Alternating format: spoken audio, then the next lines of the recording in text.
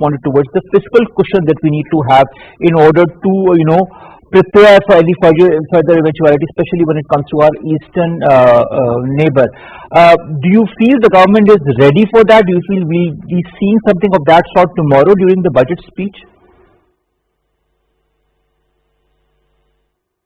And as you can see, with the lowering of the interest rates, with the better management of the twin deficits, the surplus in our primary in our current account, these are just a few indicators of the positivity of that the government has at hand. But this has to be used very carefully because this has been very carefully crafted. Whatever we do, whatever cushion we want, and I'll just come to the eastern neighbor in just a second, we have to have an export-oriented philosophy. Everything has to be export-oriented. We cannot allow ourselves to be, consistently in a deficit, a heavy deficit when it comes to trade. If you have a minor deficit, it doesn't matter. I don't accept the fact that we add remittances and other things to our exports, and then we calculate what our net position is, and that's what's typically done. But we have to have a much harsher analysis for ourselves.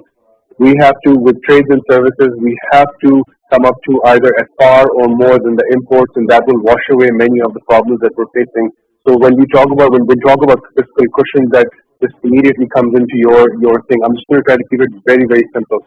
Number two, when we talk about our eastern neighbor, 10 years ago, I was the one who said that they've got a lot of problems in their economy when it was Incredible India. I won't expand on that, but we can take a lot of lessons from ourselves. When we look at others, that adds to our own value.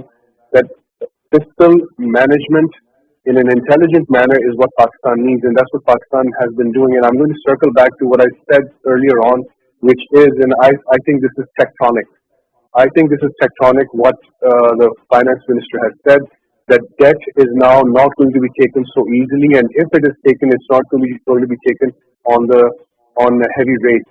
That basically is a very good omen for the future, because now the government, the debt stockpile will start to reduce, inshallah, and that will also not only reduce the amount of burden that we have, it will also at the same time the government will be negotiating harder on interest terms, which will reduce the overall quantum that the government has to pay every year.